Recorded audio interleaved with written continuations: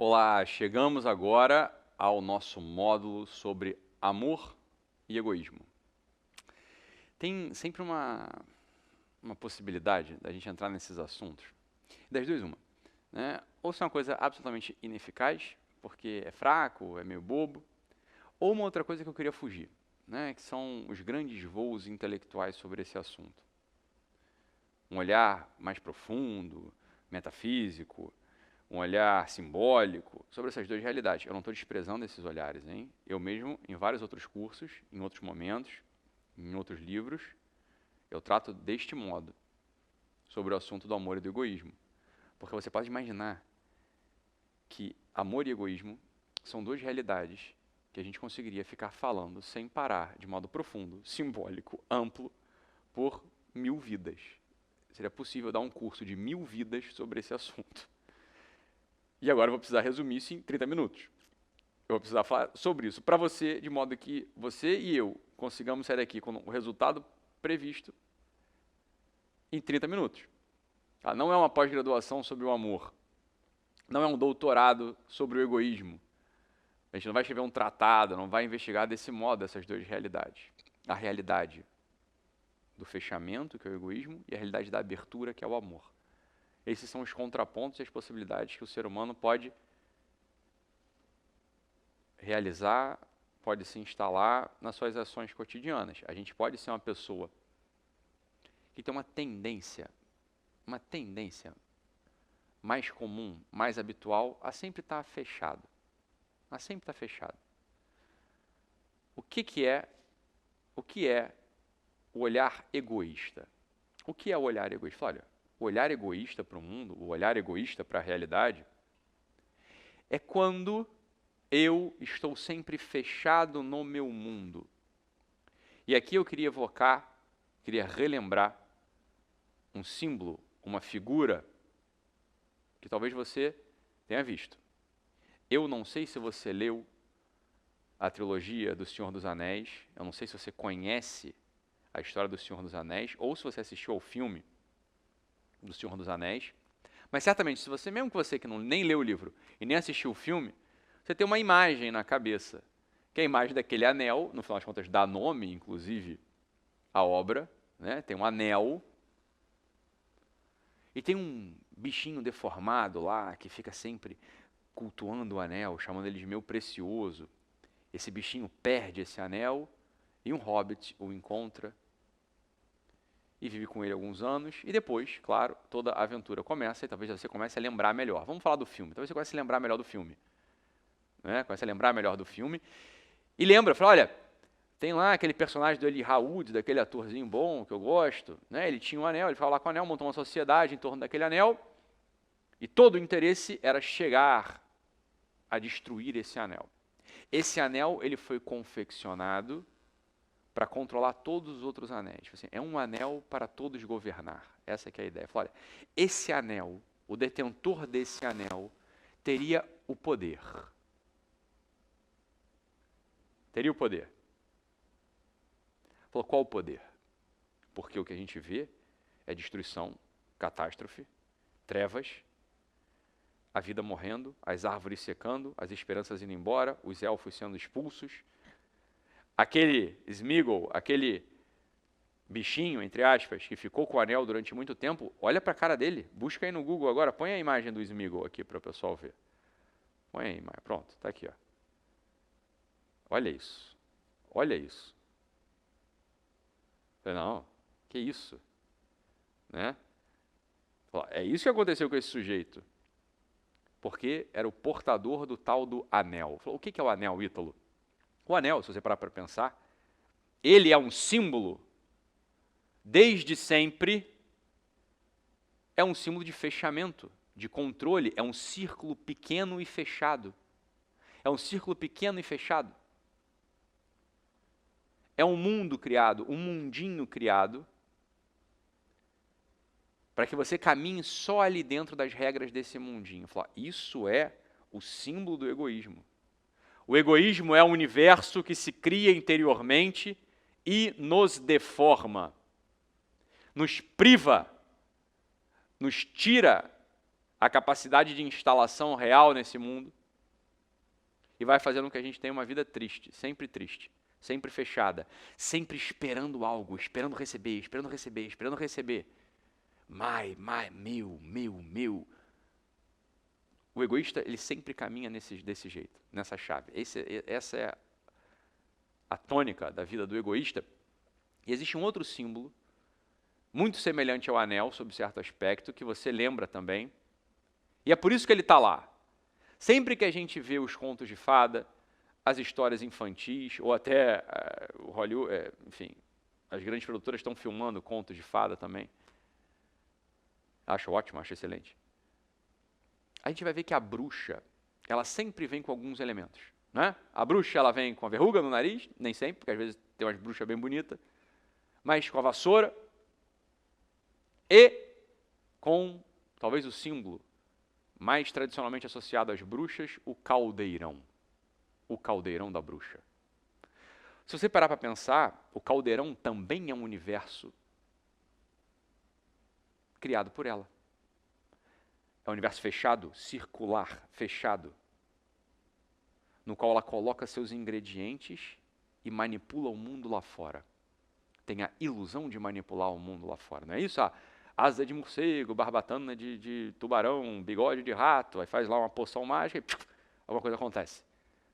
Não é esse o símbolo da feitiçaria? Qual é o símbolo da feitiçaria, da bruxaria? Ele se opera dentro do caldeirão, dentro de um mundo fechado, restrito, entre aspas, controlado. Esse é o mundo do egoísmo. O mundo do egoísmo é uma obra de feitiçaria que nos deforma, nos diminui, por nos desconectar com a realidade. A obra de feitiçaria do egoísmo vai fazer com que a gente tenha verruga na ponta do nariz. Vai fazer com que a gente seja diminuído, aleijado, feio, amputado, como o Sméagol. Isso é a imagem aqui, põe aqui. Essa é a imagem do egoísta. Essa é a imagem do egoísta. Isso é o que o egoísta é. É um bicho deformado, esquisito, estranho. Porque vive num mundo fechado. A cura para o egoísmo é essa ruptura, essa abertura.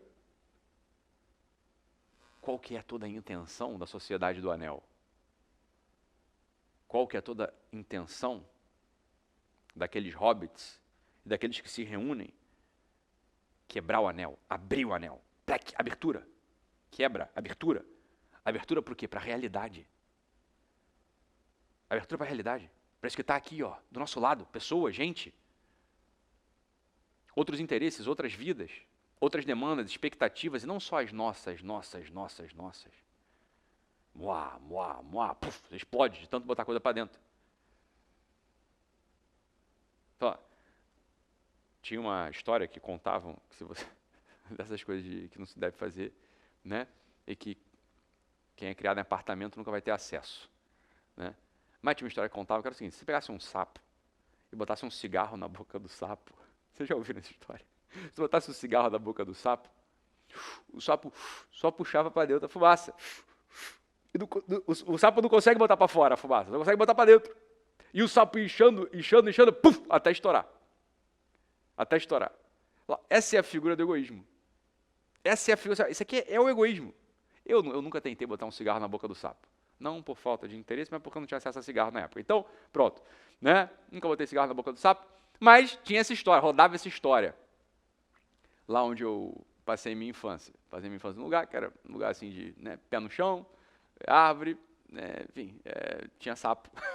Tinha sapo, a gente tinha acesso a sapo, mas não tinha acesso a cigarro. Então, os sapos foram poupados da experiência da crueldade infantil, né? Os sapos, pelo menos daquela região lá, nunca vi ninguém. Mas tinha essa ideia, essa história. Falou, isso aqui é a figura do egoísmo. Para dentro, sem nunca um retorno. Sem nunca um retorno. Tem uma outra imagem de uma sala, que o sujeito fica tentando abrir para sair daquela sala, puxando a porta. E chega a pessoa e empurra a porta e consegue sair. Esse é o símbolo da felicidade. A felicidade é uma porta que se abre para fora e não para dentro. Não para dentro. Você fica tentando puxar, ela não vem, ela escapa, trava. Essas são as imagens que a gente vai criando porque estão muito conectadas com a realidade, para que a gente possa ir caminhando nessa trilha, ir caminhando nessa seara, ir caminhando nessa estrada, que leva a gente a uma verdadeira realização, a uma realização plena, verdadeira. E é por isso que algumas ideias valem a pena, como eu disse logo no início dessa aula. Essa vai ser uma aula curta, rápida, direta. Você já viu que se eu quisesse eu podia ficar falando aqui de símbolo de egoísmo, amor e felicidade, para ficar carteando esse daqui, né? Sem parar por 3 horas, ninguém tem saco para isso, né? Então, deixa para lá. Vamos para coisa prática, para coisa concreta. Vamos embora, sem medo. Vai ver aí no tempo da aula, vai, essa aula é curta, essa aula não é importante. Né? Para com isso. Né? Põe em prática as coisas aqui para tu ver se não começa a aparecer uma disposição para essa abertura. E é isso que eu quero em você. A gente vai pegar os pontos centrais, os pontos nervosos centrais, são poucos, de atenção, para que a gente vá tendo uma abertura. Uma abertura real, que não seja forçada, no sentido de que não dá para fazer. E nem imaginária, no sentido de que eu acho que eu tenho amor, eu acho que eu não sou egoísta. Esses eu achos, esse mundo da fantasia, nesse campo, ele é mortal. Mortal. Ele afunda a gente, leva a uma soberba, você começa a pensar que você é bonzão, que você é uma pessoa muito dedicada, muito generosa, e vamos ver se você é mesmo. Vamos testar? Vem cá, senta comigo aqui, vamos concretizar.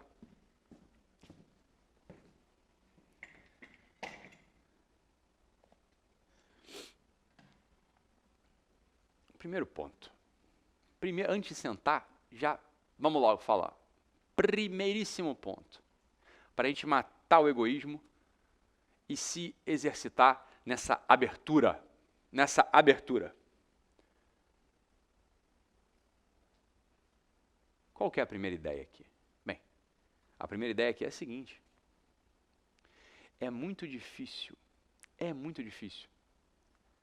alguém que está sempre se comparando com os outros,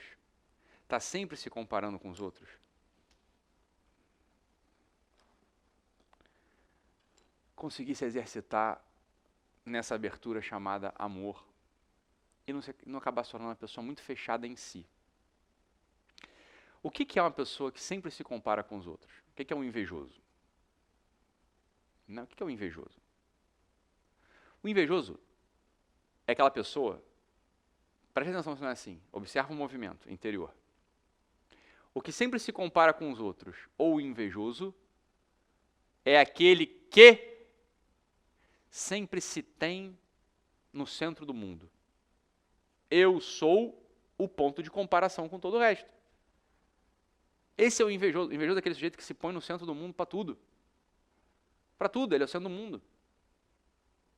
Né? Quando na maior parte das vezes, ninguém está nem aí para você. Essa aqui é a verdade. Ou você não é o mais importante. Mas deixa eu falar, uma pessoa que tem, vamos ser duro e vamos embora? Vamos para cima da questão? Sem muito medo? Vamos para cima da questão? Não vou aliviar para você, eu não posso fazer isso aqui, não é por isso que você está aqui. Uma pessoa que tem timidez para apresentar um trabalho, por exemplo, no colégio ou na faculdade. Ítalo, eu sou muito tímido. Eu não gosto de apresentar um trabalho na faculdade. Deixa eu falar com você uma coisa, com todo o amor do mundo, hein? Estamos só nós dois aqui. Não estou falando isso em público, não estou falando isso de você para ninguém lá fora. Está só eu e você aqui, então não adianta ficar bravo. Uma pessoa tímida é uma pessoa absolutamente autocentrada e autorreferente. Ela acha que ela é a mais importante. Ela acha que todo mundo tem uma alta expectativa sobre ela.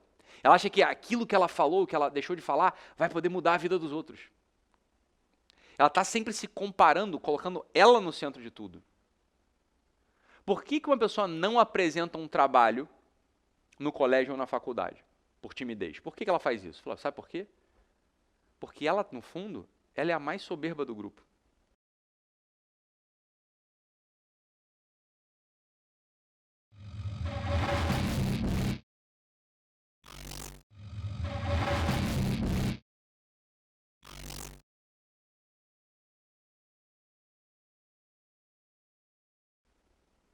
Ela está se achando a mais importante.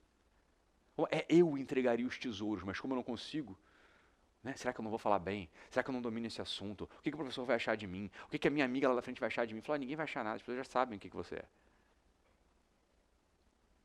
Esse é o mecanismo interior da timidez.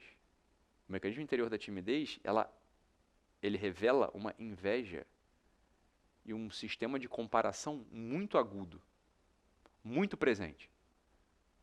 Sempre presente, sempre agudo. Sempre ali, ó, pá! As pessoas elas não têm voz própria, elas não conseguem falar aquilo que elas pensam com tranquilidade. Né? Por quê? Porque são egoístas.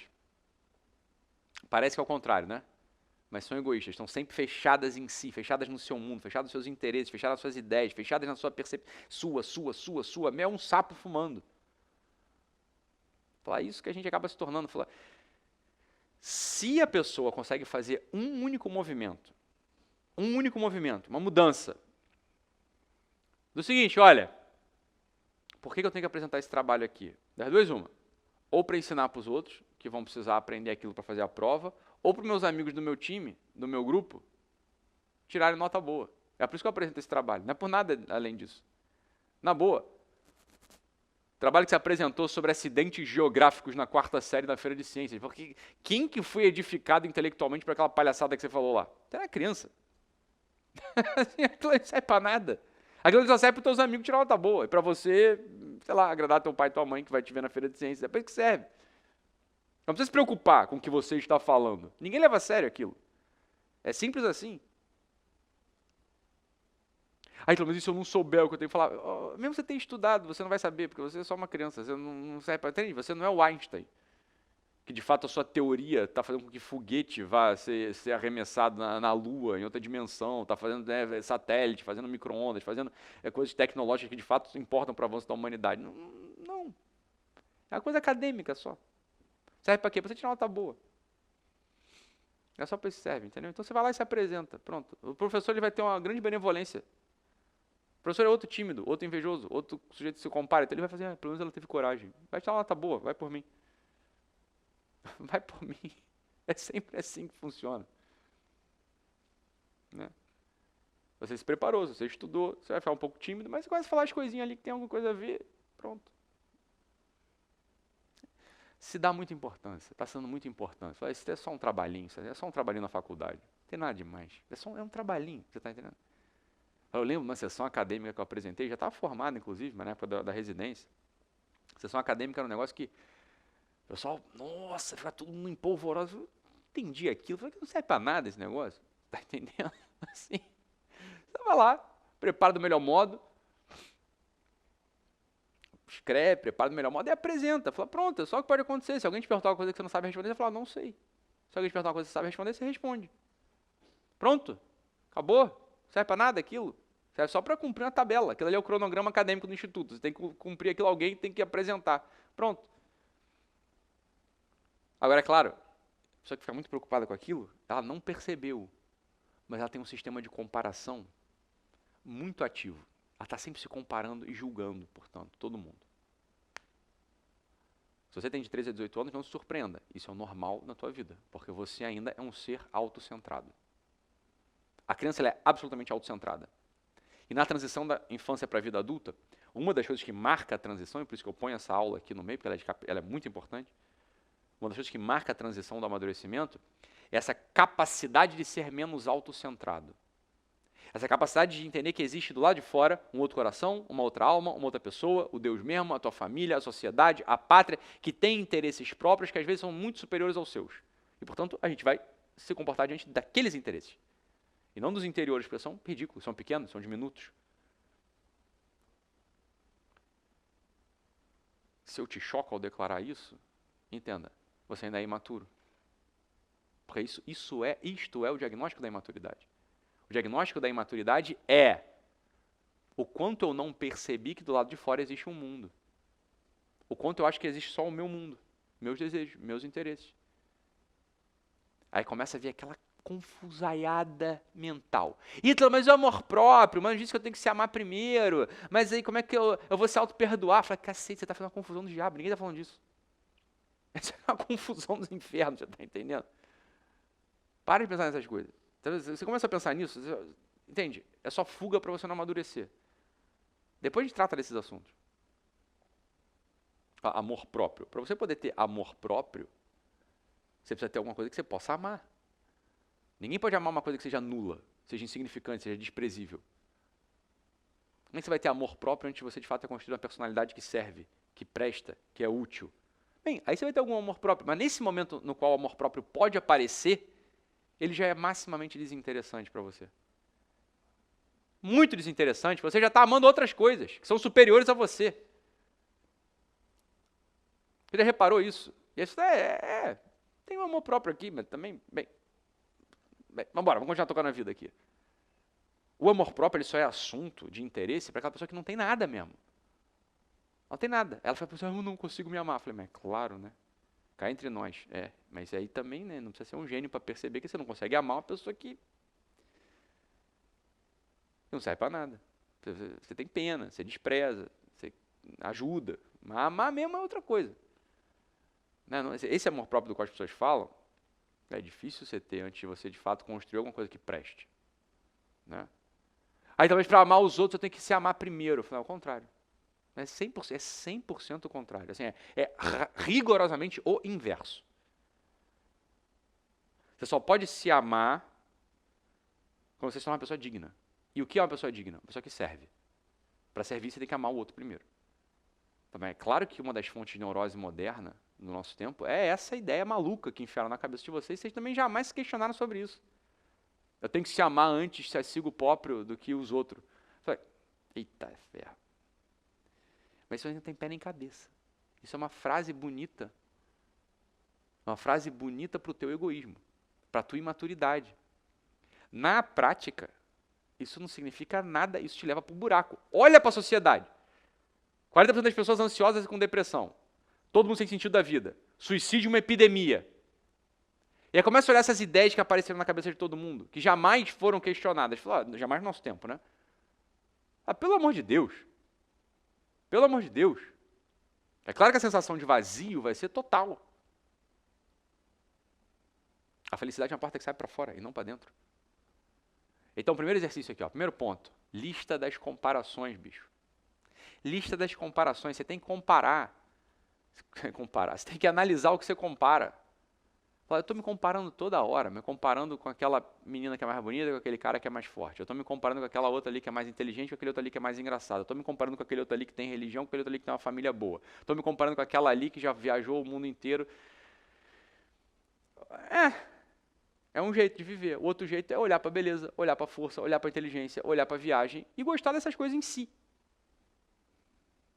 É um outro jeito. É possível fazer isso. Se interessar pela viagem, se interessar pelos assuntos que o outro conhece. Se interessar pela forma como a pessoa chegou a ficar bonita. Porque, entenda, a beleza também se constrói. Você vê essas meninas bonitas, é tudo trabalhada. Essas meninas que tiram foto bem, fala, olha, não é... Fica vendo lá a blogueira, elas têm uma técnica para tirar aqueles negócios bem. Não é assim também. Você vê foto, a vida real e foto, tem uma... Né? O sujeito lá que é, ou a menina lá que é magra, forte, ágil, não é à toa. Faz esporte, come bem. Fala, então, pronto, aí você tem que olhar. Qual é o processo, qual é o mecanismo de aquisição daquilo? Quando você olha isso, você começa a entrar uma grande sanidade, uma grande saúde na tua cabeça. Por quê? Porque a inveja começa a ir embora. Por que ela começa a ir embora? Porque em vez de você olhar só para o resultado do outro, você olhou para o esforço, para o processo de aquisição, e aí você se torna incapaz de falar sobre as injustiças do mundo. Mas o outro tem. Falando, não é que o outro tem, o outro conquistou. E tem um jeito. Se o outro conquistou, é possível conquistar. Vamos embora? Vamos embora.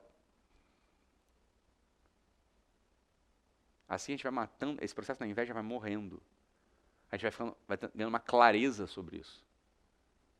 Uma clareza sobre isso. A gente vai percebendo melhor como as coisas se encaixam, se estruturam. Só por esse exercício de mapear a comparação e se esforçar frontalmente por matá-la, por aniquilá-la.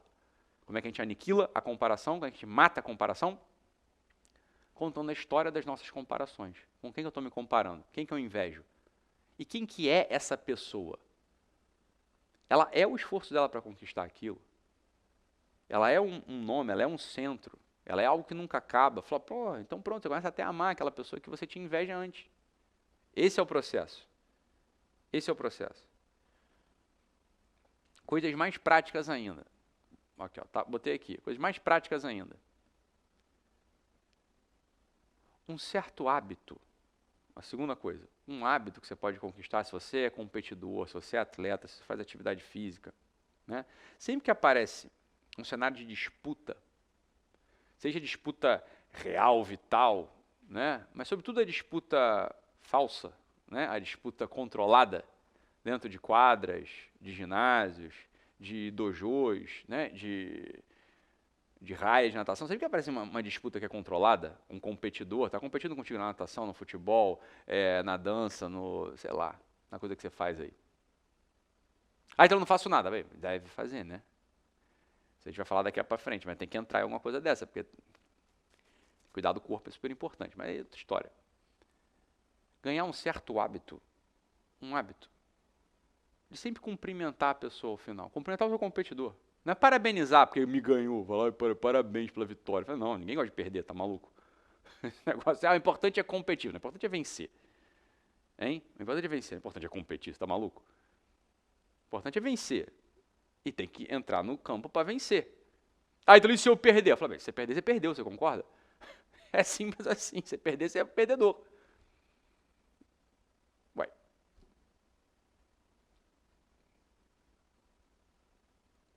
Tá chorando? Não chora, não. É que se você perdeu, o nome de você é perdedor. Ah, não, eu sou um vencedor porque pelo menos eu entrei em campo. Não, né? Porque quem nem entrou em campo é covarde. São outros níveis. Ó. É covarde, perdedor e vencedor. Esses são os níveis reais. Né? Não, já é uma vitória ter entrado em campo. Não. Né? Não entrar em campo é covardia. Aí você entra em campo, você pode ganhar ou perder. Se você perdeu, você perdeu. Se você venceu, você venceu. Como é que você vai honrar a sua vitória o dia que ela aparecer, se você não honra a vitória do outro? Isso é fundamental na vida. Esse é outro motivo das vidas vazias. Porque quando aparece uma vitória que é minha, eu não posso honrá-la. Por que eu não posso honrá-la? Porque eu fiquei disfarçando na minha cabeça que ganhar ou perder é a mesma coisa. Ora, se é a mesma coisa, para que eu vou me esforçar para ganhar? Para que eu vou me esforçar para ganhar? Para nada. É claro que a vida fica vazia, fica tola. Então é evidente que se você começa a competir, é para vencer. O importante é vencer, não é competir, não. Eu sei que teu pai te falou isso, tua mãe te falou isso, teu professor falou isso. O pessoal ficou ouvindo esse negócio da década de 70, 60, 68, ficaram ouvindo esse negócio. Aí, nego, repete, isso, ó, presta atenção, isso não é verdade. Você entendeu por que não é verdade? Por isso que eu acabei de explicar. Um dos princípios do mundo é a hierarquia. Existe o primeiro lugar, o segundo lugar, o terceiro lugar, o quarto lugar. Ou seja, existem os vencedores, os perdedores. Né? Os muito perdedores, aqueles que nem entram em campo. Essa é a hierarquia do mundo. Se eu não honro a vitória do outro, dizendo para mim mesmo, eu perdi. Vou repetir, porque isso aqui é importante. O dia que a vitória entrar mesmo na tua história, você também não vai honrar.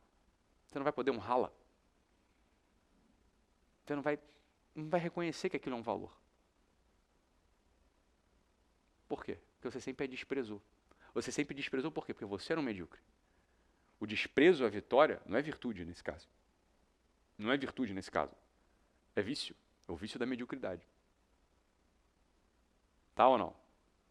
Tá ou não? Então, por isso que os esportes, eles são super importantes. É importante sempre fazer esporte, por quê? Porque ali você tem uma métrica muito clara de tudo que a gente está falando. Olha, ou eu perco ou eu ganho. Vôlei, futebol, basquete, assim, corrida. Tem um perdedor e tem um vencedor. Você ou está de um lado ou você está do outro. É sempre isso. Aí, então, e se eu sempre estiver do lado dos perdedores? Meu filho, você tem menos risco do que se você sempre estiver do lado dos vencedores. Preste atenção nisso. Primeiro porque é só um esporte. E aqui não significa nada, na verdade. Aquilo é para te dar uma disciplina, uma conduta moral diante da vida. De que serve um monte de medalha na parede? Francamente? Francamente? Nada. Olha, o sujeito que sempre ganha no esporte, ele está numa posição existencial muito mais complicada do que a tua, muito mais desafiadora do que a tua, do que a nossa, que a gente não é medalha de ouro sempre. O sujeito que sempre ganha no esporte, ele vai ter medo de enfrentar a vida real, porque lá ele não vai ser medalha de ouro em tudo. Né? Não vai ser medalha de ouro em tudo. A gente não, a gente está se acostumando, a gente está lidando com a frustração, com a derrota, com a humilhação, com a vergonha, com a declaração de que eu não sou o melhor.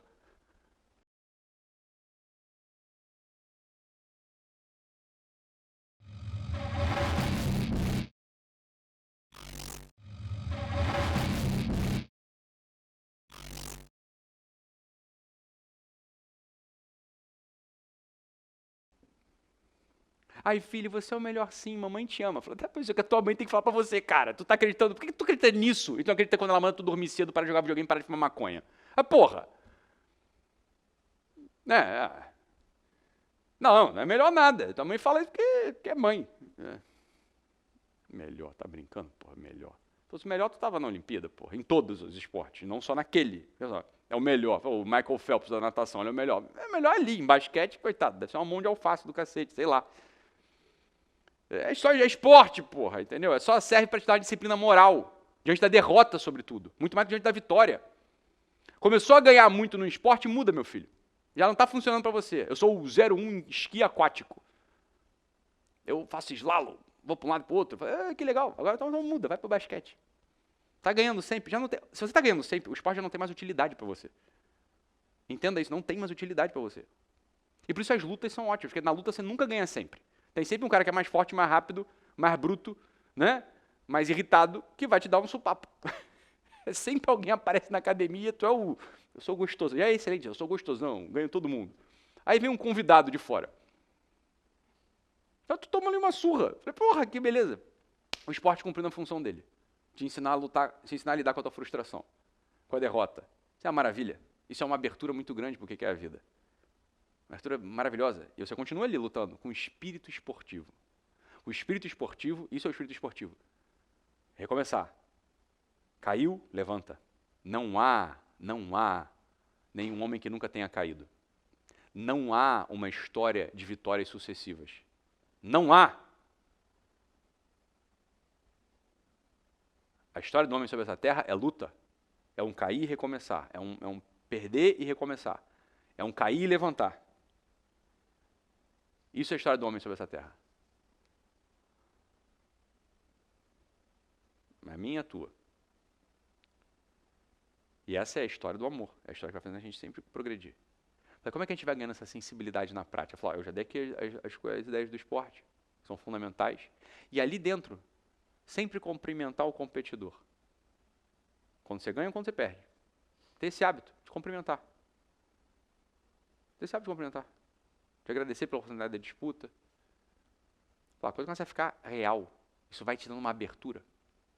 Esses exercícios são exercícios que na prática vão matando o egoísmo, hein? Ah, então eu não entendi muita relação de uma coisa e outra. É claro, você não é um professor dessa história, você é um aluno, então você não tem que saber explicar, você tem que, né, entender a lógica e fazer a coisa. Né? Essa é a ideia. Mal não vai te fazer, concorda? Então, isso só pode fazer bem. Isso vai te dar uma abertura de alma, vai te dando um espírito esportivo, uma disciplina de instalação na realidade. Falar, essa aqui é a coisa que mata o egoísmo. Isso é o que não te faz ser um sapo fumante. Né? Ficar dentro do caldeirão da bruxa. Outra coisa fundamental, deixei anotado aqui para a gente não esquecer. Anota aí. Cobrar o que te devem. Ítalo, olha, aí já foi demais para mim, não entendi. Não é sobre egoísmo, eu estou pensando em mim. Se a pessoa, né, estou pensando em mim, porque se a pessoa me deve uma coisa e eu cobro, é porque eu estou falando de mim. Falei, não. Você está falando sobre a justiça. E você está matando a vergonha que você tem. Está matando a vergonha que você tem de parecer para o outro que você se importa com aquilo que você não tem. Olha só, vê se não é assim. Por que a gente não cobra? Por que a gente não cobra? Se a gente emprestou o dinheiro, a gente emprestou alguma coisa, né? Uma caneta, uma blusa. E aí a pessoa não devolve. A pessoa não devolve. Aí você não cobra. Por que motivos você não cobraria? Ah, então porque não me faz falta. Bem, se não te faz falta, então você tinha que ter dado lá atrás. Né? Não me faz falta R$10. Então, toma pra você. Não precisa. Cara, eu tô te dando, não tô te emprestando. É teu. Porra, esquece isso, cara. Eu tenho dinheiro pra cacete. Eu sou milionário. Eu não faço conta de R$10. É teu. Eu não uso mais essa blusa. Ou eu vou ficar mais feliz que ela esteja contigo. Então toma, é tua, acabou, isso é presente. Isso é uma outra coisa, isso é presente. Aí o grande campo dos presentes, a gente presenteia os outros, né? Agora, o campo do empréstimo, você emprestou o dinheiro lá atrás. Se você emprestou, é porque ele te faz falta. Só que aí você começa a negociar. Quanto vale a minha vergonha? A vergonha que eu vou passar vale mais ou menos do que 10 reais. E você começa a ter uma crise interior. Porque no final das contas você não está querendo mostrar para o outro que 10 reais te faz falta. Que aquela blusa te faz falta. Que está te fazendo falta. Está me fazendo falta. Em algum lugar, ou psicológico, ou material, está me fazendo falta. E ninguém gosta de mostrar as faltas, as carências, as ausências para os outros. Por quê? Porque a gente é um bando de anel fechado. A gente não tem uma abertura. Preste atenção. Eu sei que você é uma pessoa carente. Eu sou. Sempre falta coisas na gente. Isso é a instalação do homem nesse mundo. Então, quando eu estou diante de uma pessoa que me deve algo e eu não cobro, o que eu estou fazendo? Eu estou simulando um universo fechado. Eu estou dentro do feitiço do anel, do feitiço do caldeirão da bruxa, dentro de um egoísmo. É necessário romper, quebrar, abrir. Não ter vergonha de modo gentil. Não é assim, ô seu animal, me devolve. Não, não é assim. De modo gentil, você vai falar para ela, pô, aqueles 10 reais que eu te dei, você pode me devolver? Eu tô precisando. Aquela blusa que eu te emprestei, você pode me devolver porque eu vou precisar usá-la. Ou porque eu quero ela na minha gaveta. Aprender a falar as coisas. Sem medo. Sem medo. Você já é um animal, você já é um bicho, já é um animal de carências. Esse é você, esse sou eu. Não tem medo de expor isso aos outros. Quando a gente expõe isso ao outro, quando a gente expõe essa nossa vulnerabilidade, aí a gente se torna forte por quê? Porque a gente pisa naquilo que a gente de fato é. E não fica tentando fingir ser algo que nunca seremos. Então, esse grande campo de cobrar as dívidas. Aprender a cobrar as dívidas. Hoje, quais são as dívidas que as pessoas contraíram contigo? Cobre. Cobre. Tá? Coisa emprestada, livro, dinheiro, objeto. Vai cobrar. Né? Eu vou fazer isso aqui, você vai fazer tal coisa lá na frente, mas depois você não cobra. Vai cobrar. Beleza? Entendeu? Né? E outra coisa também, mais duas aqui. Outra coisa aqui, super importante. Olha, botar aí na tua história um ato concreto de serviço, hein? Vamos deixar de ficar fantasiando. Ah, isso aí, eu adoro quando você fala essas coisas de abertura, de não sei o quê, de você é uma pessoa que... Tá. Tá no colégio? Se compromete a ser o sujeito que vai disponibilizar um resumo daquela matéria. Né? Vai resumir, mandar foto, mandar o arquivo no grupo da turma, sei lá. Não, uma coisa bem concreta. Bem concreta, eu sou aquele sujeito que vai disponibilizar o resumo para a prova. Olha só, quantas coisas você já amarra aí? Você precisa de agenda para poder ter feito isso, você precisa de um planejamento, uma disciplina, ordem, tudo isso conectado com um serviço para o outro. Veja como estudar para uma prova ganha uma dimensão muito superior quando você se compromete a ser essa pessoa. Olha, eu nem sou o melhor da sala, mas eu sei fazer resumo, porque eu sou alfabetizado. Então eu sei ler e pegar as ideias centrais e botar, essas aqui são as ideias. Então não precisa fazer resumo de tudo. Tá? De matemática, às vezes você não sabe fazer isso. Cara, é difícil matemática para mim. Mas geografia, história, português, literatura, biologia, só você está alfabetizado. Você sabe ler, você consegue resumir. Você leu, essas aqui são as ideias mais importantes. Põe lá, pessoal. Aí o nego vai bater o olho naquilo, vai ler, e depois quando for estudar a matéria mesmo, vai estudar de modo mais direto, porque já sabe quais são as ideias centrais. Esse é um dos princípios do resumo. Para que serve o resumo? Me lembra as ideias centrais. E se eu leio um resumo antes de ler o texto, é excelente, porque eu já vou para o texto com as coisas assim, ó, que são centrais. Então, olha, atos concretos de serviço e de amor, para matar o egoísmo. Esse é um excelente, aplicável a todos vocês, que todo mundo provavelmente está em idade acadêmica. Todo mundo está no colégio, está na faculdade aí. Se comprometam. Se comprometam. Aí, se for legal, se a turma toda estiver fazendo esse curso aqui, vai todo mundo ter resumo no WhatsApp. Vai ser ótimo. Né? E último, no grande campo amoroso, vai aqui uma coisa que parece um paradoxo. Tá? Mas no campo amoroso, isso tudo que a gente está falando não vale muito. Não vale muito. No campo amoroso, Eu queria, com uma ideia eu vou amarrar aqui para vocês a coisa. Não seja um namorado ou uma namorada missionários. O que é um namorado ou namorada missionário? Assim, ele era um bêbado e vivia drogado e eu vou apresentar Jesus. Fala assim, não, isso não vai funcionar, você está entendendo? Não vai funcionar, para com isso. Se ele é um bêbado e vive drogado, manda pro pastor, você vai mandar pra igreja, vai, sei lá, a mãe dele tem que cuidar, assistente social, não é você. Ou como amigo. Aí sim, como amigo eu vou cuidar dele. É uma outra expectativa, é uma outra relação que se estabelece. Aí como amigo, beleza, cara. Tu é meu amigo, vamos sair dessa.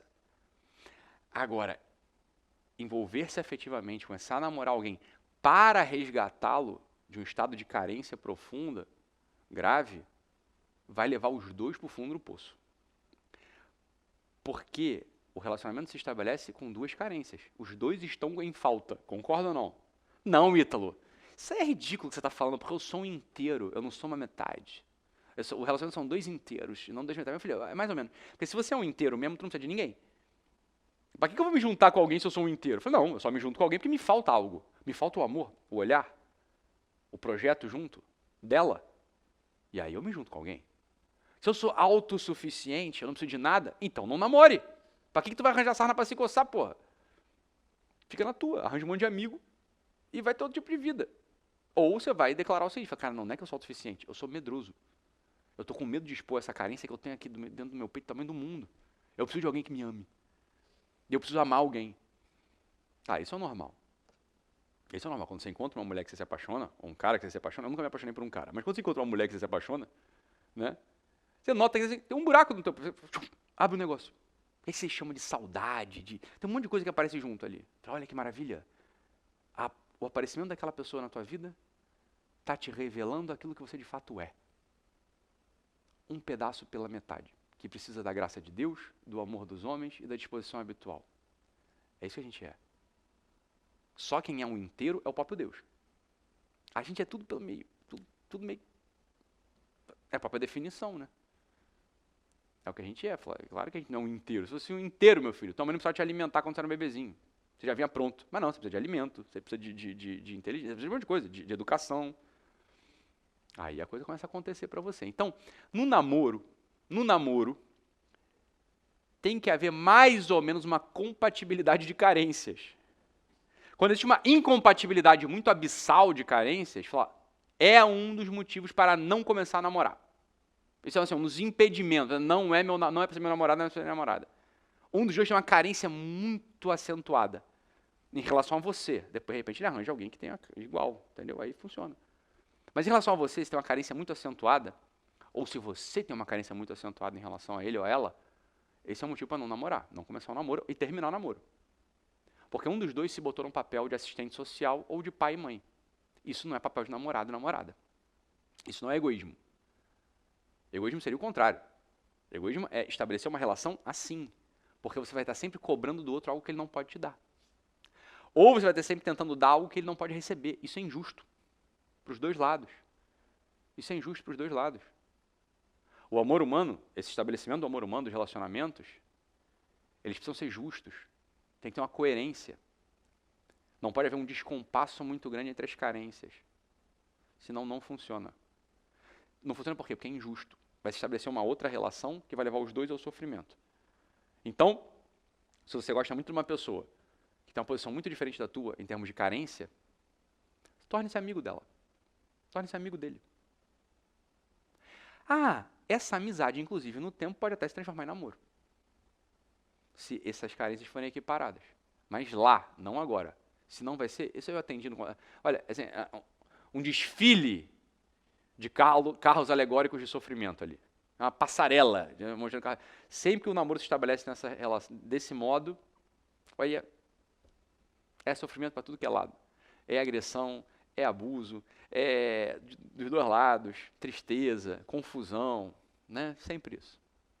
Tá? Então, olha, são exercícios muito concretos para você analisar a sua vida afetiva, amorosa, a competição, né? A sua vida intelectual, de projeção. Com esses exercícios aqui, a gente amarra de algum modo concreto esse grande assunto maravilhoso do amor e do egoísmo. Então é isso, fique com Deus e até a próxima.